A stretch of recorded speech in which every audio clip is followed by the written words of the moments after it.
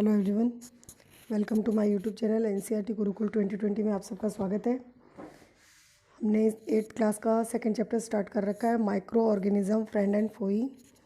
अगर आपने इससे पहले वाले लेक्चर्स नहीं देखे इस चैप्टर के और फर्स्ट चैप्टर भी आपने नहीं देखा है तो आई बटन पे जाके आप देख सकते हैं, आपको वहाँ मिल जाएंगे या फिर आपको डिस्क्रिप्शन बॉक्स में उसका लिंक मिल जाएगा।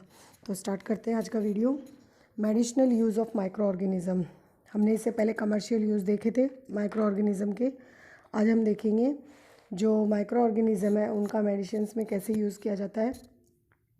Whenever you fall ill, the doctor may give you some antibiotics tablet। यानी जब हम बीमार होते हैं तो हमें डॉक्टर क्या करते हैं, कुछ एंटीबायोटिक्स टैबलेट देते हैं, कैप्सूल देते हैं या फिर हमें इंजेक्शन देते हैं, जैसे पेनिसिलिन का इंजेक्शन हुआ। ठीक है।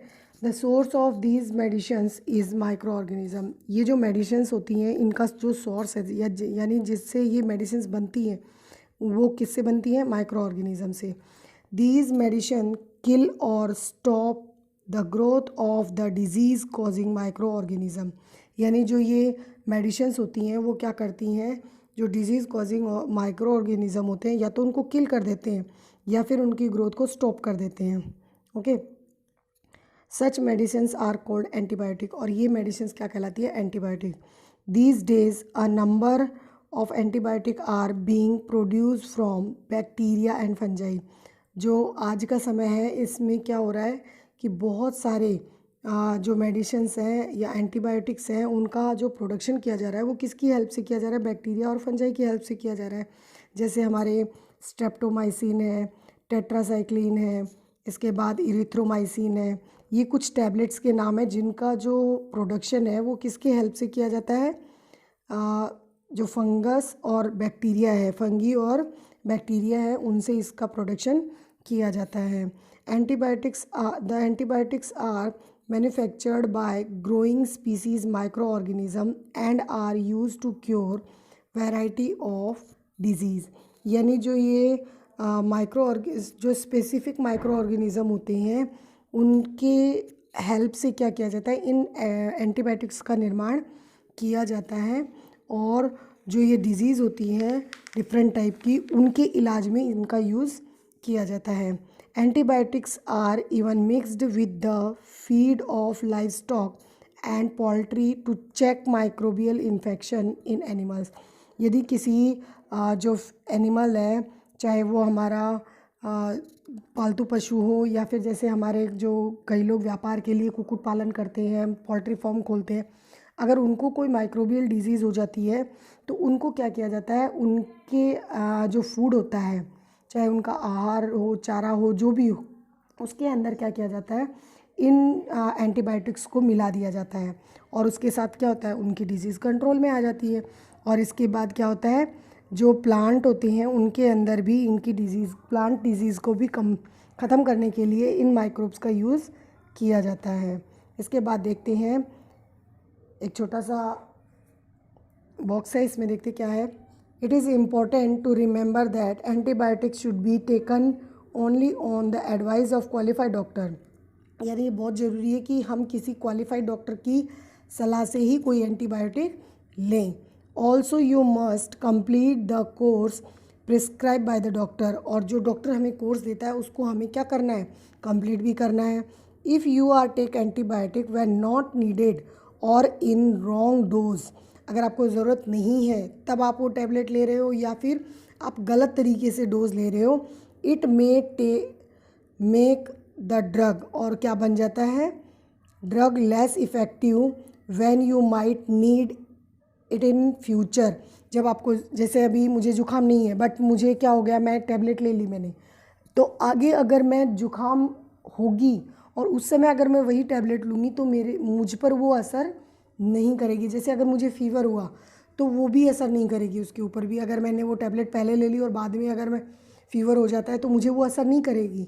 इसका मतलब जब ज़रूरत है उसी समय लेना है और जिस हिसाब से डॉक्टर बताता है उसी हिसाब से हमें डोज लेना चाहिए। Also antibiotics taken unnecessarily may kill the beneficial bacteria in the body. और अगर हम बिना आवश्यकता के, बिना ज़रूरत के अगर हम ये एंटीबायोटिक लेते हैं तो हमारी बॉडी के अंदर जो बेनिफिशियल बैक्टीरिया होते हैं उनको भी ये ख़त्म कर देता है। Antibiotics however are not effective against cold and flu. जो कोल्ड और फ्लू होता है उसके अगेंस्ट में ये एंटीबायोटिक काम नहीं करते हैं, ठीक है, क्योंकि ये वायरस के कारण फैलती है। कोल्ड और फ्लू जो होता है वो वायरस के कारण फैलता है, इस वजह से इन पे कोई भी एंटीबायोटिक जो होती है इफ़ेक्टिव नहीं होती है। नेक्स्ट देखते हैं वैक्सीन। बहुत बार आप लोगों ने नाम सुना होगा, आज इसके बारे में पढ़ लेते हैं। वैन, देखो यहाँ पर पहली क्या बोल रही है, why are children infants given vaccine. जो बच्चे होते हैं, जो शिशु होते हैं, उनको टीका क्यों लगाया जाता है, पहली जानना चाहती है। तो वैक्सीन का मतलब क्या होता है, टीका। देखो, when a disease carrying microbes enter our body, the body produce antibiotics to fight in invader. The body also remember how to fight the microbe if emerges again. If dead or weakened microbes are introduced into the healthy body, the body fights and kill the invading bacteria by the producing suitable antibiotics। यानी यहाँ आपको इस paragraph का मतलब बताती हूँ कि जैसे ये एक बॉडी है, ठीक है, इस बॉडी में क्या हुआ कि इसके पास कुछ एंटीबायोटिक्स हैं। हमारी बॉडी क्या करती है, किसी भी डिजीज़ से लड़ने के लिए हमारे अंदर खुद के एंटीबॉडीज़ बनती हैं, ठीक है। अब हमारे अंदर अगर एंटीबॉडीज़ प्रेजेंट है तो क्या होगा, हमारे अंदर अगर कोई भी बैक्टीरिया आता है, डिजीज़ कॉजिंग बैक्टीरिया आता है या डिजीज़ कॉजिंग वायरस आता है, तो क्या होगा, वो ख़त्म हो जाएगा अगर हमारा क्या इम्यून सिस्टम स्ट्रॉन्ग है। इम्यून सिस्टम का स्ट्रॉन्ग होने का मतलब क्या है, अगर हमारे अंदर जो एंटीबॉडीज़ हैं वो स्ट्रॉन्ग है तो, ठीक है। अब क्या हुआ, एक बार एंटीबॉडीज़ हमारी बॉडी में बन गई तो दोबारा अगर उसी से रिलेटेड कोई डिजीज़ आती है तो वो एंटीबॉडीज़ उस डिजीज़ को पहचान लेती हैं। जैसे अभी मैंने फ्लू की कोई टैबलेट ली है, मुझे फ्लू हुआ, मैंने टैबलेट ली, मेरी बॉडी में फ्लू को पहचानने वाले एंटीबॉडीज़ बन गए, ये एंटीबॉडीज़ बन गए। अब दोबारा जब मैं कभी इन्फेक्टेड होंगी तो पहले तो क्या होगा, मेरे बॉडी के अंदर ही जो एंटीबॉडीज़ प्रेजेंट है वो क्या करेंगी, इस फ्लू के जो वायरस है या बैक्टीरिया है उसको ख़त्म करने की कोशिश करेंगी। बाकी देखा होगा आप लोगों ने कि अगर आपको एक बार फीवर हो जाता है और मंथ 1.5 मंथ के बाद में अगर दोबारा फीवर होता है तो आप ऐसे ही ठीक हो जाते हो, ज़्यादा अगर नहीं होता है तो, ठीक है। तो वो कैसे होते हैं हम, क्योंकि हमारी बॉडी में एंटीबॉडीज़ बनते हैं, ठीक है। और ये एंटीबॉडीज़ का काम क्या होता है, हमें हर तरीके की डिजीज़ से प्रोटेक्ट करने का, ठीक है। देखते हैं आगे। The antibodies remain in the body and we are protected. देखो आ गया ना कि जो एंटीबॉडीज़ होती हैं वो हमारी बॉडी के अंदर मेन होती हैं और ये क्या करती हैं, हमें प्रोटेक्शन देती हैं, किससे, जो डिजीज़ कॉजिंग माइक्रोब्स होते हैं उनसे, ठीक है। These is how vaccine work, और इसी तरीके से वैक्सीन वर्क करती है। अब जैसे बचपन में किसी बच्चे को BCG का टीका लगा, पोलियो का टीका लगा, पोलियो की वैक्सीन दी, तो क्या हुआ, अब जैसे ये बच्चा है, ठीक है, अब इसको यहाँ पर क्या हुआ, पोलियो की वैक्सीन दे दी गई। अब इसके अंदर क्या बन गए, एंटीबॉडीज़ बन गए पोलियो के खिलाफ। यानी अगर पोलियो उस पर अटैक करता है तो क्या होगा, इसके अंदर जो मौजूद एंटीबॉडीज़ हैं इसकी बॉडी के अंदर वो क्या कर देंगी, इसको ख़त्म कर देंगी और वो पोलियो से अफेक्टेड नहीं होगा बच्चा। ओके, आई थिंक समझ में आ गया होगा। Several disease including cholera, tuberculosis, smallpox and hepatitis can be prevented by vaccination। और ये ऐसी डिजीज़ हैं जिनकी हमें वैक्सीन बचपन में ही लग जाती है, ठीक है। एडवर्ड जेनर जो थे उन्होंने सबसे पहले स्मॉल पॉक्स जो डिजीज़ थी उसका वैक्सीन डिस्कवर किया था। इसके बाद देखते हैं, in your childhood you must have been given injection to protect yourself against several disease. अभी मैंने आपको बताया कि बचपन में हमें बहुत सारे इंजेक्शन लगते हैं, क्यों लगते हैं, ताकि हम बड़े होने के बाद उन डिजीज़ से बच सकें, ठीक है। Can you prepare a list of these disease, क्या आप इनकी लिस्ट बना सकते हैं? इसके लिए आप अपने पेरेंट्स की भी हेल्प ले सकते हैं। It is essential to protect all children against the disease, ये ज़रूरी है कि सभी बच्चों को क्या किया जाए, इन डिजीज़ से बचाया जाए। ठीक है। Necessary vaccines are available in the nearby hospital, जो आवश्यक टीके होते हैं, ज़रूरी जो टीके होते हैं, वैक्सीन्स होती हैं, वो हमारे आसपास के जो हॉस्पिटल होते हैं उनमें मिल जाती हैं।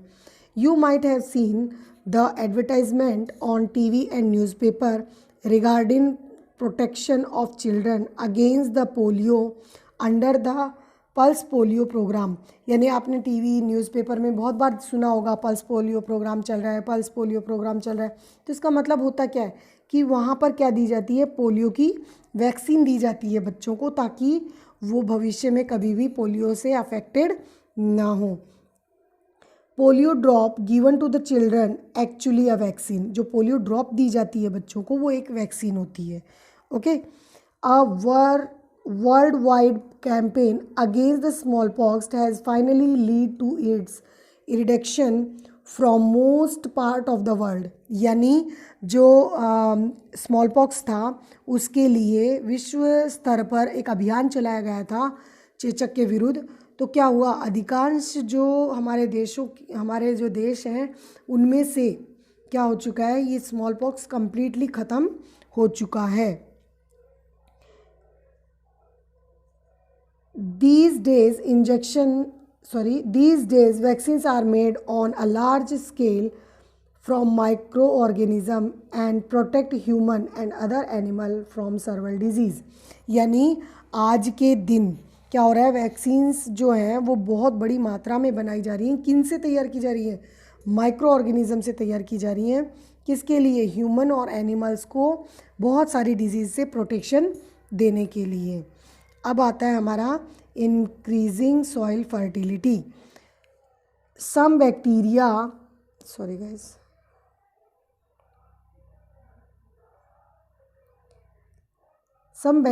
Are able to fix nitrogen from the atmosphere to enrich soil with nitrogen and increase its fertility. मैंने आप लोगों को शायद इससे पहले वाले वीडियो में बताया था कि कुछ ऐसे बैक्टीरिया होते हैं जो क्या करते हैं, नाइट्रोजन फिक्सेशन का काम करते हैं। और ये किस में पाए जाते हैं, जो लेग्यूमिनस प्लांट होते हैं उनके अंदर ये माइक्रो ऑर्गेनिज्म या बैक्टीरिया प्रेजेंट होते हैं, जैसे राइजोबियम बैक्टीरिया हुआ, ब्लू ग्रीन एल्गी हुआ, या फिर साइनोबैक्टीरिया हुआ। तो ये क्या करते हैं, ये नाइट्रोजन फिक्सेशन का काम करते हैं, क्योंकि हमारे एनवायरनमेंट में जो 78% नाइट्रोजन होती है वो किसी के काम की नहीं होती है, बट ज़रूरी सबको होती है नाइट्रोजन। तो क्या होता है, जो प्लांट्स होते हैं वो लेग्यूमिनस प्लांट जो होते हैं वो ये नाइट्रोजन फिक्सेशन का काम करते हैं, किसकी हेल्प से, जो बैक्टीरिया होते हैं उनकी हेल्प से। ठीक है। These microbes are commonly called biological nitrogen fixers. और इन जो माइक्रो ऑर्गेनिज्म होते हैं इनको, या माइक्रोब्स होते हैं, इनको किस नाम से जाना जाता है, बायोलॉजिकल नाइट्रोजन फिक्सेसर। अब देखते हैं इनके डायग्राम, देख लो एक बार आप लोग। ये देखिए, ये है हमारा साइनोबैक्टीरिया और ये है blue green algae. Thank you.